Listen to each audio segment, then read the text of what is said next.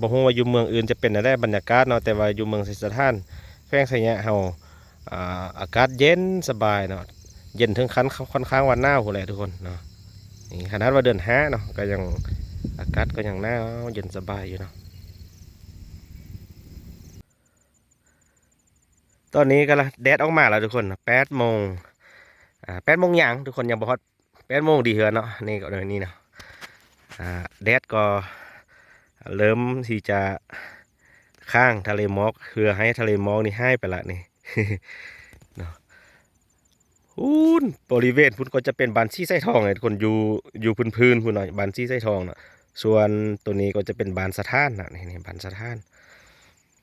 เป็นทะเลหมอกคุมไปหมดเลยเห็นไหมพื้นที่แถวๆนี้งามเลยทุกคน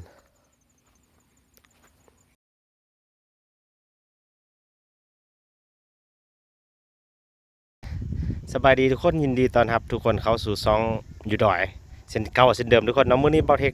พาทุกคนขึ้นมาที่จุดชมวิวของเมืองนะทุกคนเนาะบรรยากาศอยู่ที่จุดชมวิวของเมืองแห่งนี้นะทุกคนมื้อนี้ถือว่าสวยงามไล่ทุกคน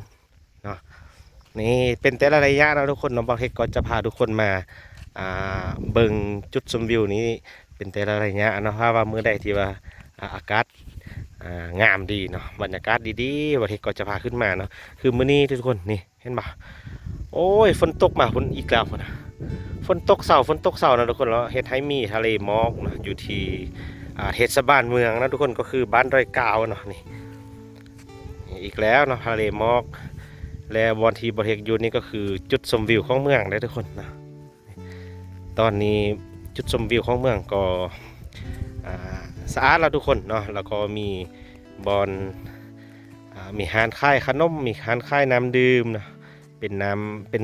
เฉพาะเครื่องกินนะทุกคนแล้วก็มีไว้บริการเนาะก็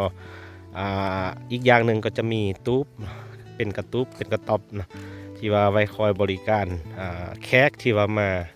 มาเที่ยวนะยักมาปิกนิกยักมากางเต็นท์นอนมาทางเมืองศรีสะเกษของเราช่วงนี้ว่าอากาศดีไล่ทุกคนเนาะเดี๋ยวจะพาทุกคนมาเบิ่งตัวที่ว่าเป็นบอลเช็คอินของหลายๆคนที่ว่ามาเที่ยวนะทุกคนเนาะตอนนี้ก็ถือว่างามเลยทุกคนนี่เห็นปะบรรยากาศตอนนี้ถือว่างามไล่ทุกคนเป็นทะเลหมอกเนาะ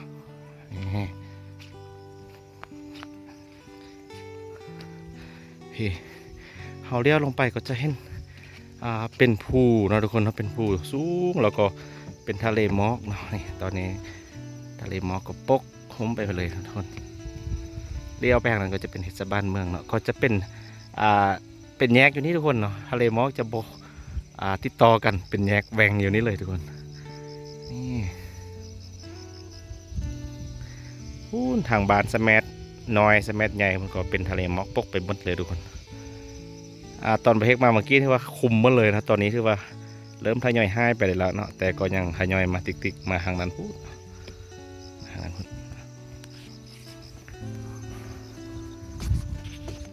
ส่วนอันนี้ก็จะเป็นหานค่ายเครื่องข้าเจ้านะทุกคนนะนี่เป็นจุดชมวิวเนาะเป็นบอลเช็คอินของหลายๆคนที่ว่ามาเที่ยวข้าเจ้าก็จะมาเช็คอินอยู่จุดชมวิวของเมืองบอลนี้แหละทุกคนเนาะนี่ก็จะมีความสูงกว่าน้ำทะเลก็1,300นะทุกคน1,300 เมตรเนาะ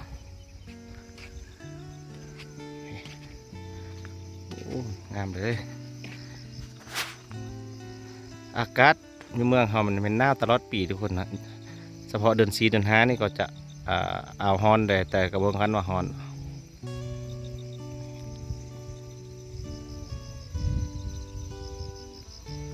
มันก็จะค่อยๆเคลื่อนนะทุกคนเนาะเคลื่อนไปตามทิศของลมเนาะนี่น้ำมันก็จะเคลื่อนไปเฮือเล็กละน้อยเนาะแต่ละมือก็จะมีแขกไปไทยมาอยู่ทุกคนเนาะก็จะมีแขกที่ว่ามาแต่บอนอื่นมาแต่บ้านอื่นมาอื่นมันก็มาชมวิวมากางเต็นท์นอนอยู่นี่นะทุกคนเนาะมีปั๊มมีบอลให้ทุกคนมาพักมาเซาเนาะ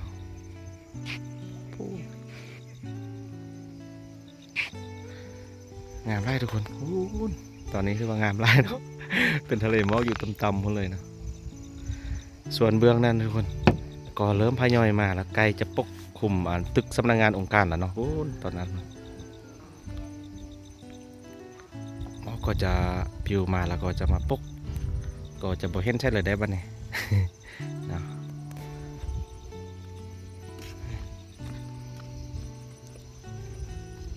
ตามเลย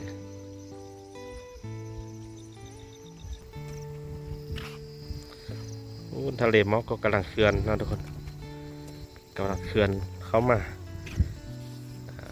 คอยไล่มาเป็นระยะเนาะ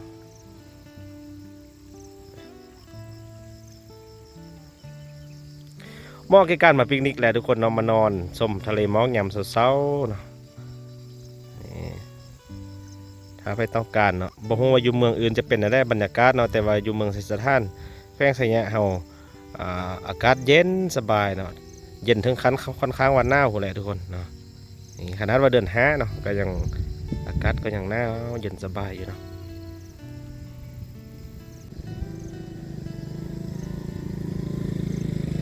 บางมื้อก็จะมีนักท่องเที่ยวต่างเมืองต่างแขวงมาทุกคนเนาะบางมื้อก็นักท่องเที่ยวต่างบ้านเนาะที่ว่าเพิ่นมาเช็คอินอยู่ที่จุดชมวิวแห่งนี้เนาะก็เปลี่ยนกันมาแบบเรื่อยๆเนาะ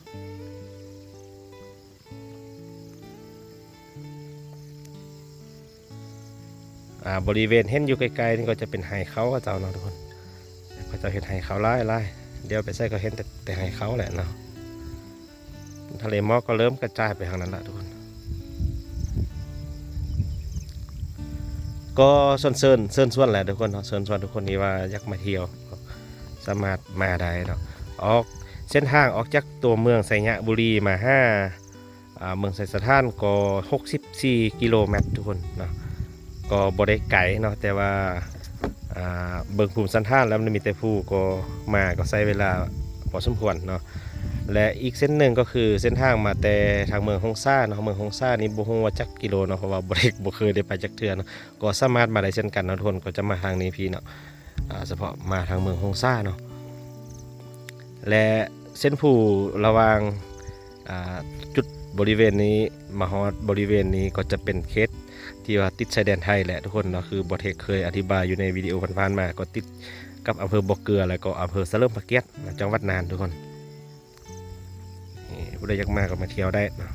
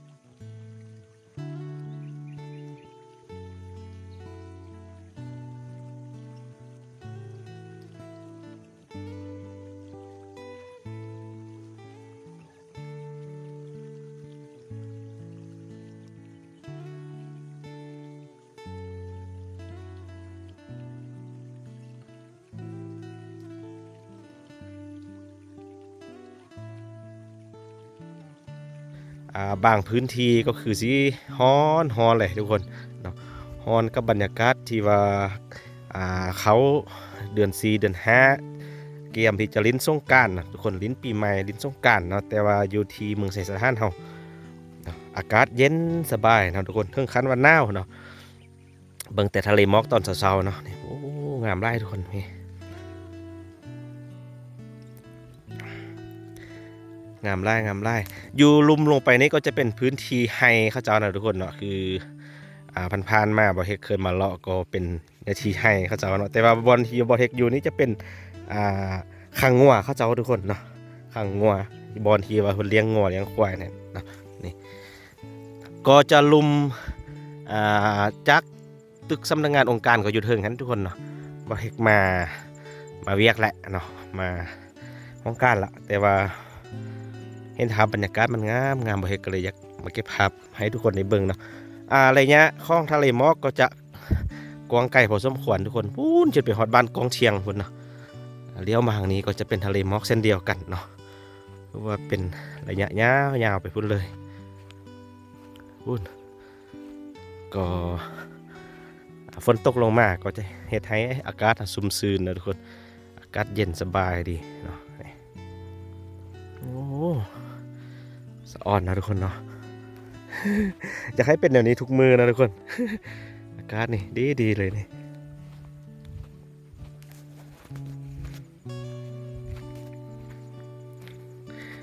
งามเลย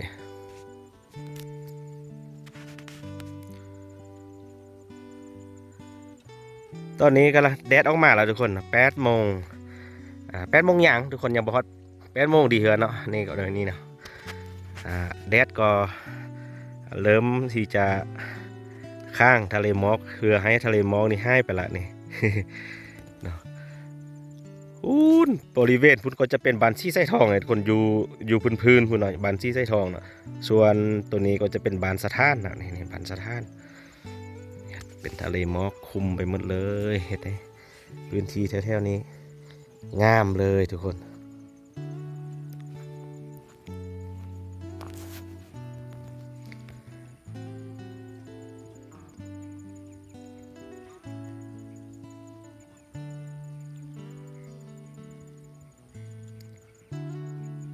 ก็ประมาณสวยๆแดงแหละทุกคนมันคอยสิเพิกเนาะทะเลหมอกนี่เนาะตอนนี้ก็ถือว่ากำลังกระจายตัวไปเลยแล้วเนาะพอว่าแดดออกมาดิทุกคนเนาะแดดออกมามันก็เฮ็ดให้น้ำหมอกมันกระจายไปนะ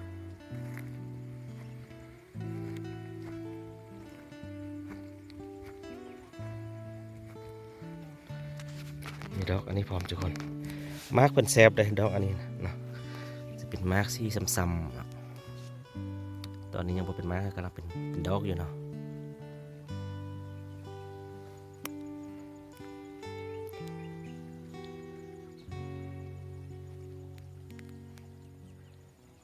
กำลังไล่มาทุกคนมองนี่เนาะเพิ่นไล่เอาจากนี้ได้มาเนาะเบิ่งเบิ่งจะเคลื่อนย้ายมาเฮือละเล็กเฮือละน้อยเนาะเป็นเพื่อนมาซ่า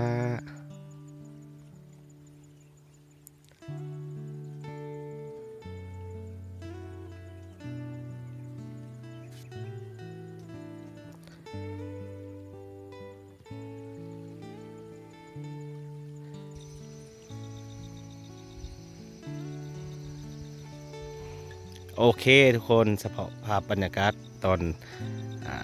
ทะเลหมอกอยู่ที่จุดชมวิวแห่งนี้บ่เฮกก็ขอไว้สำนี้ก่อนเลยทุกคนเนาะบ่เฮกกลับก่อนฝนจะตกอีกแล้ว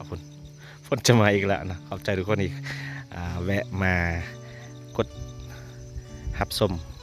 คลิปวิดีโอของสองบ่เฮกขอบใจหลายๆเด้อเจอกันวิดีโอต่อไป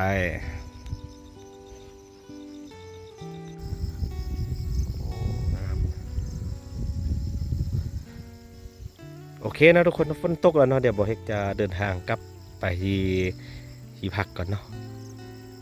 ขอบใจทุกคนที่เข้ามาเบิ่งวิดีโอสั้นของบ่เฮกเนาะขอบใจหลายๆเด้อเดี๋ยวมื้อหน้าอากาศดีๆบ่เฮกมาเก็บภาพบรรยากาศให้ทุกคนได้เบิ่งตื่มเนาะ